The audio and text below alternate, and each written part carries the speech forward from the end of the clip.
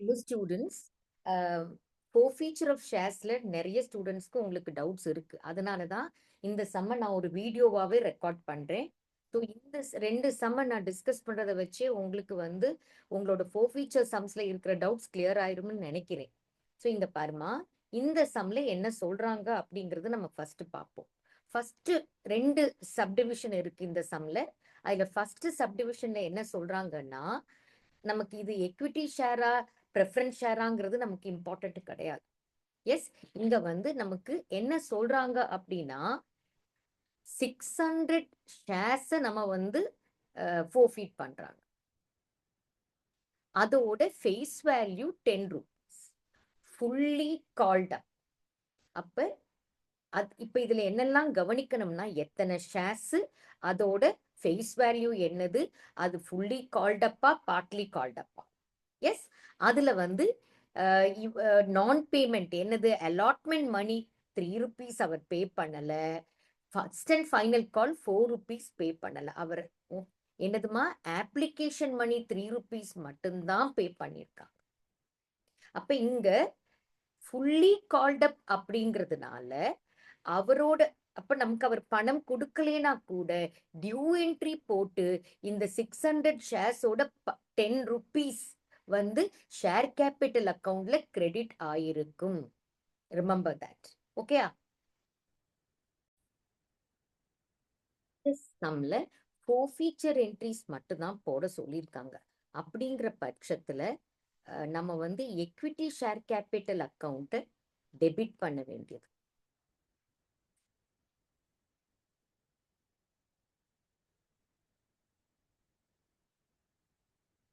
Account debit பண்ண வேண்டியது இந்த 600 into 10 ரூபீஸ், அதாவது 6000 ரூபீஸ். சிம்பிள் மறந்துடாதீங்க, டெபிட் கிரெடிட் எழுத மறந்துடாதீங்க. இப்ப இதுல டெபிட் பண்ணிட்டு இவர் கட்டின 3 ரூபீஸ் தான் நமக்கு ஃபோர்ஃபீச்சர் அக்கவுண்ட்டுக்கு போகும்.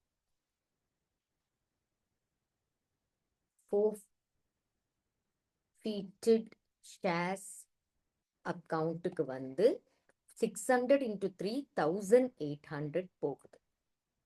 ஓகே, அதுக்கு அடுத்தது நம்ம அலாட்மெண்ட் மணி அவர் கட்டாததும், first and final call money அவர் கட்டாததும் அந்த டியூ என்ட்ரி போட்டிருப்போம் இல்லையா, டியூ என்ட்ரிக்கு போகுது.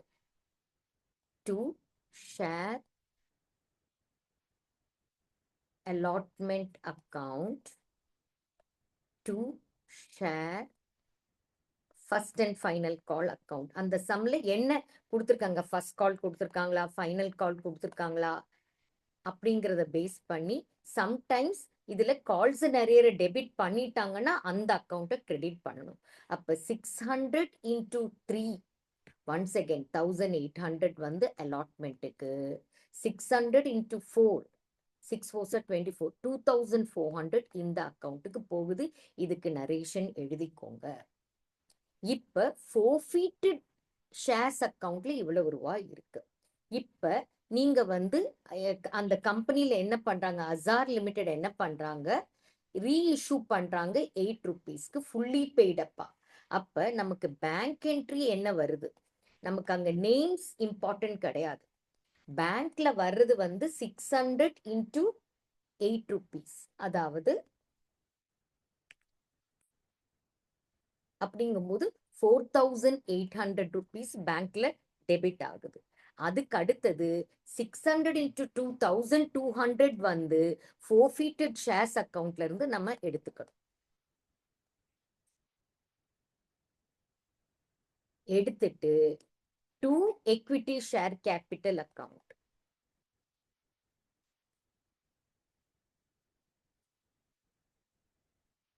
அக்கவுண்ட்ல கிரெடிட் பண்ண வேண்டியது 6000.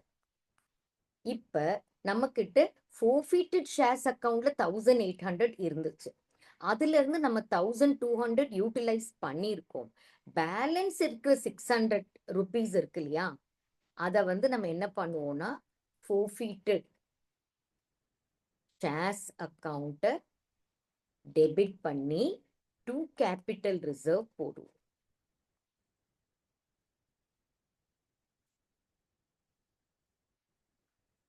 இங்க ரெண்டு விஷயம் கவனிக்கணும். ஒரு சம்ம forfeited ஷேர்ஸோட சம்ஸ் வந்தா கவனிக்க வேண்டியது எத்தனை ஷேர்ஸ், நம்பர் ஆஃப் ஷேர்ஸ், அதோட ஃபேஸ் வேல்யூ என்னது, அது ஃபுல்லி கால்டப்பா பார்ட்லி கால்டப்பா. அதே மாதிரி ரீஇஷ்யூ பண்றது அதே நம்பர் ஆஃப் ஷேர்ஸை ரீஇஷ்யூ பண்ணிட்டாங்களா. ஸோ ஒன்ஸ் அகெயின் நம்ம கவனிக்க வேண்டிய பாயிண்ட்ஸ் அப்படின்னு பார்த்தீங்கன்னா, கவனிங்கம்மா, I will type it for you. Number of shares forfeited, face value, amount called up. அதுக்கு அடுத்தது இம்பார்ட்டன்டான ஒரு விஷயம் என்னதுன்னா நம்பர் ஆஃப் ஷேர்ஸ் ரீஇஷ்யூ.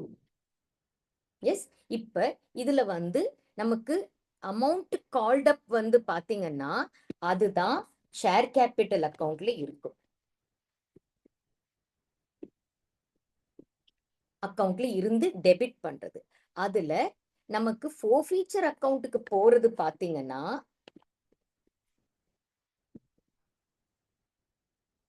அக்கவுண்ட்டுக்கு போறது வந்து நம்பர் ஆஃப் ஷேர்ஸ் forfeited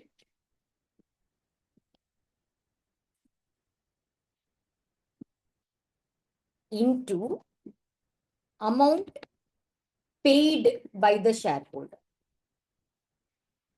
இதுதான் போகும். எஸ், இந்த பேசிஸ்ல தான். அப்ப இந்த சம் பொறுத்தவரையில பாத்தீங்கன்னா நமக்கு வந்து ஃபேஸ் வேல்யூ 10 rupees, இது 600. கால் அப் பண்ணது ஃபுல்லி கால்ட் அப் அப்படிங்கிறதுனால நம்ம 6000 rupees equity share capital debit பண்ணோம். இதுல ரீஇஷ்யூ பண்ணதும் 600 ஷேர்ஸ். ஃபோர்ஃபீச்சர் அக்கவுண்ட்ல என்னது number of shares forfeited into 3. Yes, இதுல இருந்து நம்ம எவ்வளவு அமௌண்ட் யூட்டிலைஸ் பண்ணோமோ அது போக இருக்கிறது தான் கேபிட்டல் ரிசர்வுக்கு அனுப்பணும். ஏன்னா இந்த சம்ல அந்த எவ்வளவு ஷேர்ஸ் forfeit பண்ணோமோ அது மொத்தமா ரீஇஷ்யூ பண்ணிட்டோம். ஓகேயா? இப்ப அடுத்த சம்ல பார்ப்போம்.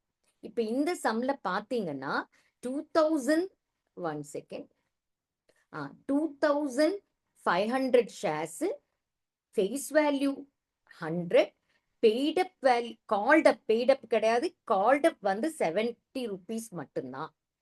அதுல அந்த அலி அப்படிங்கிறவர் யாருக்கு ஷேர் forfeit ஆகுதோ, எஸ் மிஸ்டர் எக்ஸ், ஓகேயா, அப்ப அவர் வந்து அலாட்மெண்ட் மணியும் கட்டல, ஃபர்ஸ்ட் கால் மணியும் கட்டல.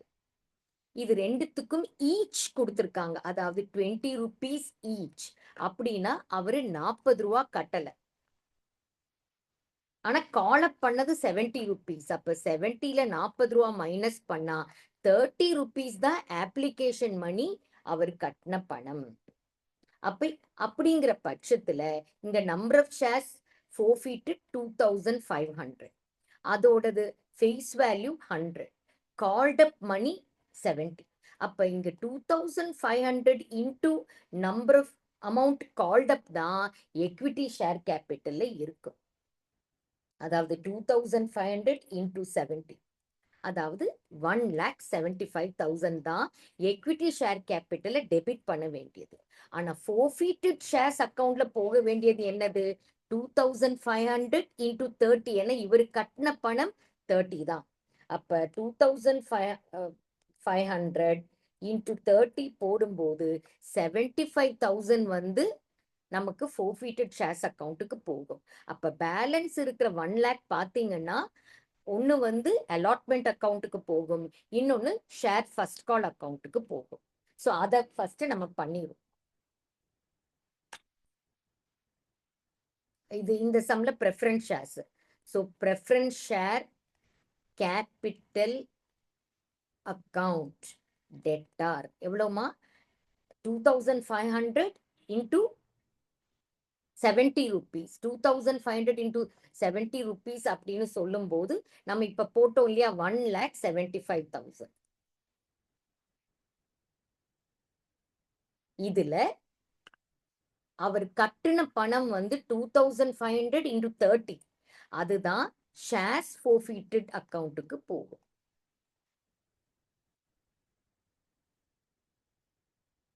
அக்கவுண்ட்டுக்கு போறது எவ்வளவுமா 75,000. பேலன்ஸ் இருக்கிறது டு ஷேர் allotment account. அதுக்கு வந்து 50,000. இந்த 50,000 எப்படி வந்துச்சு? 2,500 into 20 rupees. போட்டு பாருங்க கால்குலேட்டர்ல. 50,000. அதுக்கப்புறம் பேலன்ஸ் இருக்கிறது to share first call account 50,000.